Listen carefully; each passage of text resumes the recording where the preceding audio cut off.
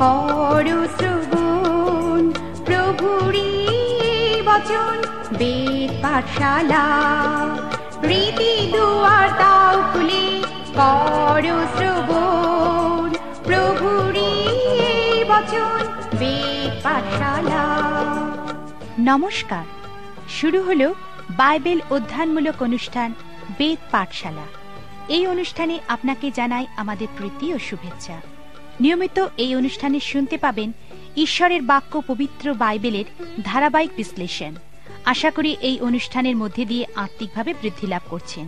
তাহলে শুনুন বেদ পাঠশালা। প্রিয় শ্রোতা বন্ধু, বেদ পাঠশালা অনুষ্ঠানে আপনাকে জানাই সাদর অভ্যর্থনা। এই অনুষ্ঠানে আমরা এখন গীত সংহিতা পুস্তক অধ্যয়ন করছি।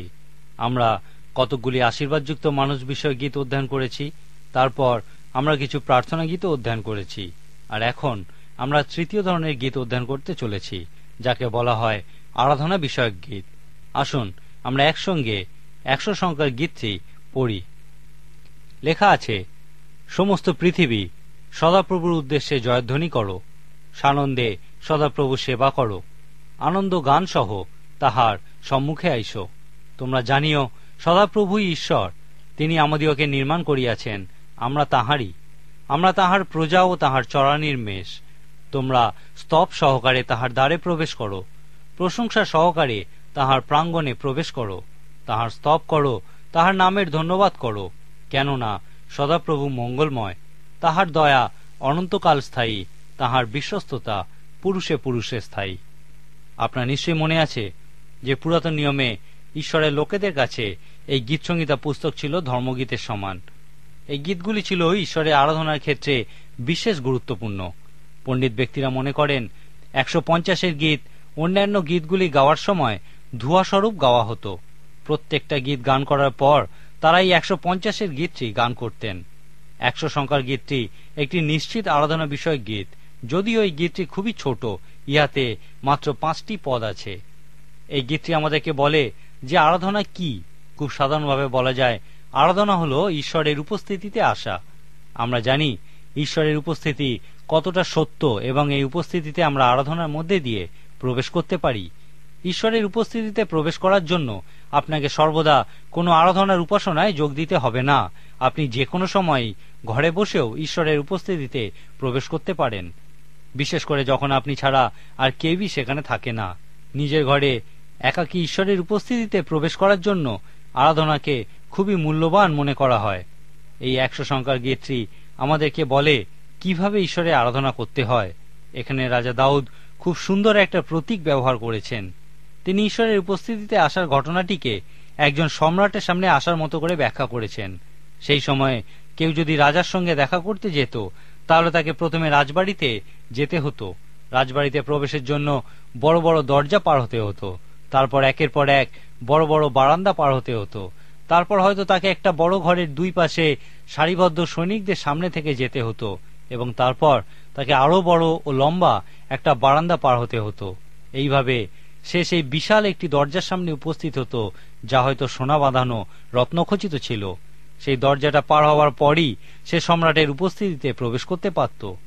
যতক্ষণে সে রাজার সামনে উপস্থিত হতো, ততক্ষণে রাজার গুরুত্ব সম্পর্কে তার ভালো মতো ধারণা হয়ে যেত। রাজা দাউদ আরাধনার ক্ষেত্রে এই বিষয়টাকে প্রতীক রূপে ব্যবহার করেছেন। তিনি ঈশ্বরের উপস্থিতিতে প্রবেশ করার বিষয়টিকে এই প্রতীকের সাহায্যে ব্যাখ্যা করেছেন। সংক্ষেপে এই বিষয়টিকে এইভাবে ব্যাখ্যা করা যায়, তিনি বলেছেন, তোমরা স্তব সহকারে তাহার দ্বারে প্রবেশ করো, অর্থাৎ আপনার উচিত আপনার জীবনের সমস্ত আশীর্বাদের জন্য ধন্যবাদ দিয়ে ঈশ্বরের আরাধনা শুরু করা। পবিত্র শাস্ত্রে প্রায় সর্বত্র ঈশ্বরের স্তব করার বিষয়ে বলা হয়েছে। বাইবেলে অনেক জায়গায় আমাদেরকে বলা হয়েছে কৃতজ্ঞতার সঙ্গে জীবনের দিকে তাকাতে।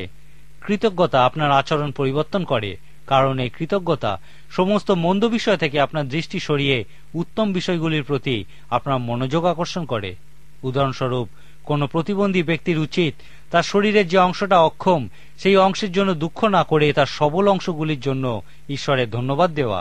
যদি আপনি সর্বদা আপনার ক্ষতির বিষয়ে চিন্তা করতে থাকেন, তাহলে ক্রমশ আপনি হতাশ হয়ে পড়বেন। সুতরাং সর্বদা ক্ষতির চিন্তা না করে আপনার অন্যান্য সবল সক্ষম বিষয়গুলির জন্য ঈশ্বরের ধন্যবাদ দিন। এই 100 গীতে আমরা দেখি যে বলা হয়েছে স্তব আরাধনার মধ্যে প্রাণের সঞ্চার করে। এই স্তব হচ্ছে সেই প্রথম দরজা যা আপনাকে ঈশ্বরের উপস্থিতির দিকে নিয়ে যায়। এরপর রাজা দাউদ আমাদেরকে বলেছেন, প্রশংসা সহকারে তাহার প্রাঙ্গণে প্রবেশ করো, অর্থাৎ স্তবের দরজা প্রশংসার প্রাঙ্গণে নিয়ে যায়। আপনি কি এই সত্য আবিষ্কার করেছেন? যদি আপনি সমস্ত আশীর্বাদ গণনা করেন এবং এক এক করে তাদের নাম দেন, তাহলে দেখবেন যে ঈশ্বর যা করেছেন তা কত চমৎকার। যদি আপনি তা করে থাকেন, তাহলে ইহা আপনাকে অন্য একটি মাত্রায় নিয়ে যাবে। এখন আপনি শুধু স্তব করছেন না, কিন্তু প্রশংসা সহকারে ঈশ্বরের আরাধনাও করছেন। এরপর রাজা দাউদ বলছেন, আনন্দ গান সহ তাহার সম্মুখে আইসো, অর্থাৎ প্রশংসার প্রাঙ্গণ ঈশ্বরের উপস্থিতির দিকে নিয়ে যায়, এবং যে দরজা পার হয়ে ঈশ্বরের উপস্থিতিতে পৌঁছাতে হয় তা হল আনন্দগান। সঙ্গীত হচ্ছে ঈশ্বর প্রদত্ত একটি অলৌকিক বিষয়, যা তিনি আমাদেরকে দিয়েছেন যেন আমরা তার আরাধনার সময় সেই সমস্ত অপ্রকাশনীয় অনুভূতির প্রকাশ করতে পারি। আমাদের আত্মিক যাত্রায় কিছু সময় আসে যখন কিছু অপ্রকাশনীয় বিষয়ের প্রকাশ করা খুবই প্রয়োজন হয়ে ওঠে। আমার মনে হয় যদি আমরা প্রকৃতই বুঝি, তাহলে পরভাষাকে এই বিষয়ে একটি সুন্দর উদাহরণ বলতে পারি। আমি বিশ্বাস করি পরভাষা হলো অনেক সময় ঈশ্বরের উপস্থিতি। অনেকেই এতটাই পবিত্র আত্মায় পূর্ণ হন এবং ঈশ্বরের আরাধনায় এতটাই আপ্লুত হয়ে পড়েন যে তাদের একটা অপ্রকাশনীয় অনুভূতি আসে, এবং এই সময় ঈশ্বর তাদেরকে একটা ভাষা দেন যার সাহায্যে তারা তাদের অনুভূতি প্রকাশ করে থাকেন। এই ভাষাই হলো পরভাষা। আমার মনে হয় না ঈশ্বর প্রত্যেককে এই পরভাষায় কথা বলার ক্ষমতা দেন। ঈশ্বরের প্রশংসা করার মতো ভাষা যখন আপনার আর থাকবে না, তখন ঈশ্বর আপনাকে ভাষা জুগিয়ে দেবেন যেন আপনি তার আরাধনা করতে পারেন। আমি বিশ্বাস করি না যে পরভাষায় কথা বলাই হলো আত্মিক মানুষদের পরিচয়, কিন্তু আমি অবশ্যই বিশ্বাস করি যে ইহা ঈশ্বর প্রদত্ত একটি অলৌকিক বিষয়। ঈশ্বর এই বিষয়টি দিয়েছেন যেন মানুষ তাদের অপ্রকাশনীয় বিষয়গুলি প্রকাশ করতে পারে। কিন্তু ঈশ্বর আমাদের প্রত্যেককেই সঙ্গীত দিয়েছেন। এই সঙ্গীতের মধ্যে দিয়েই আমরা সেই সমস্ত বিষয়গুলি প্রকাশ করে থাকি যেগুলি অন্যভাবে প্রকাশ করা যায় না। রাজা দাউদ এখানে যে সুন্দর বিষয়টি বলেছেন তা হল সঙ্গীত আমাদেরকে ঈশ্বরের উপস্থিতিতে প্রবেশ করায়। বাইবেলে সঙ্গীতের বিষয়ে মুগ্ধকর কিছু বিষয় বলা হয়েছে।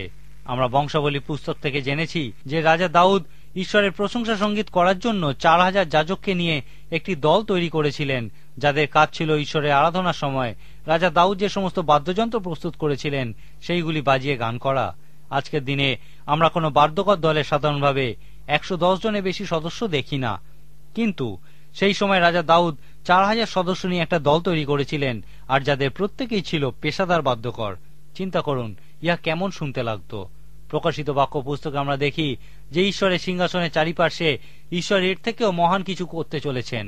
এখানে বলা হয়েছে যে আমরা একটা নতুন গীত গান করব। আমরা স্বর্গে এমন একটা সঙ্গীত শুনতে যাচ্ছি যা আগে কখনো এই পৃথিবীতে শোনা যায়নি, কারণ ঈশ্বর আমাদেরকে একটা নতুন গীত দিতে চলেছেন। চিন্তা করুন যে সেই সিংহাসনের চারিদিকে অপ্রকাশনীয় বিষয়গুলি প্রকাশ করার ইচ্ছা এবং প্রয়োজন কতটা, যে ঈশ্বর একটা নতুন গীত আমাদের দিতে চলেছেন যা আগে কেউ কখনো শোনেনি। এই গীতে রাজা দাউদ যেমন আমাদেরকে বলেছেন কিভাবে আরাধনা করতে হয়, তেমনি তিনি আরো বলেছেন যখন আমরা আরাধনা করি তখন কি ঘটা উচিত। রাজা দাউদের মত অনুযায়ী আমরা যখন ঈশ্বরের উপস্থিতিতে প্রবেশ করি, সেখানে আমরা কিছু বিষয়ের অভিজ্ঞতা লাভ করব এবং কিছু নতুন বিষয় জানব যা ঈশ্বরের উপস্থিতি ছাড়া অন্য কোথাও জানা সম্ভব নয়। যারা ঈশ্বরের উপস্থিতিতে প্রবেশ করেছেন তারা জানেন সদাপ্রভুই ঈশ্বর, আমরা তাহার প্রজা ও তাহার চরানির মেষ। রাজা দাউদের মত অনুযায়ী আমরাও এই অভিজ্ঞতা লাভ করছি যে সদাপ্রভু উত্তম। অনেকে বিশ্বাস করেন সদাপ্রভু ভয়ঙ্কর, এবং এই জন্যেই তারা ঈশ্বরের কাছে তাদের নিজেদের সমর্পণ করেননি।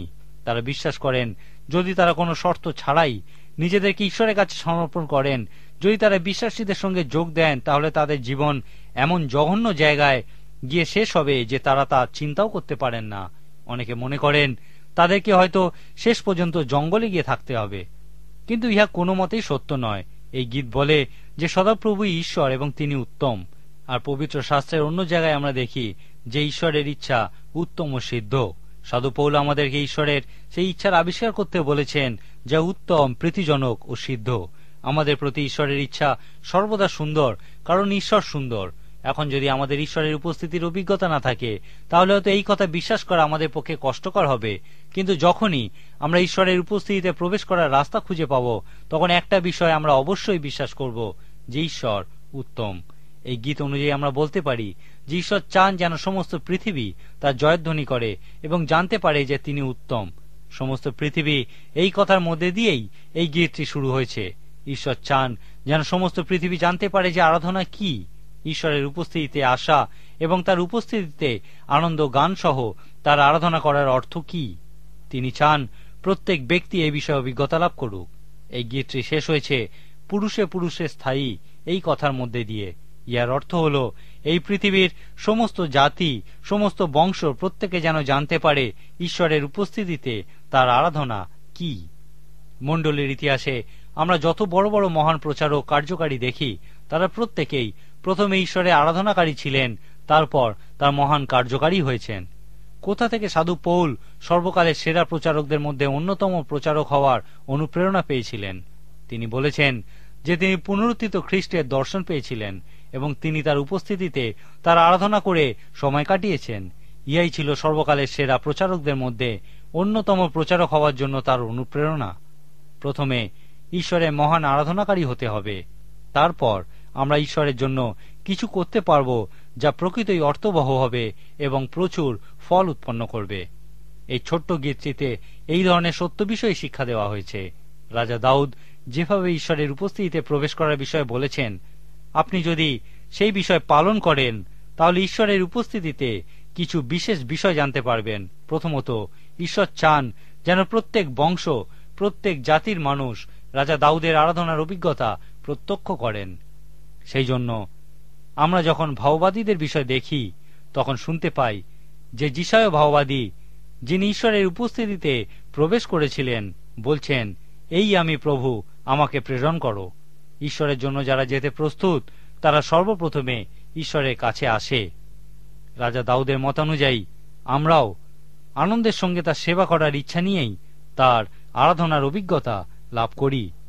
আমরা শুধুমাত্র কর্তব্যের জন্য ঈশ্বরের সেবা করি না, আমরা তার সেবা করি কারণ তিনি আমাদের উপরে এই বিষয়টি অর্পণ করেছেন।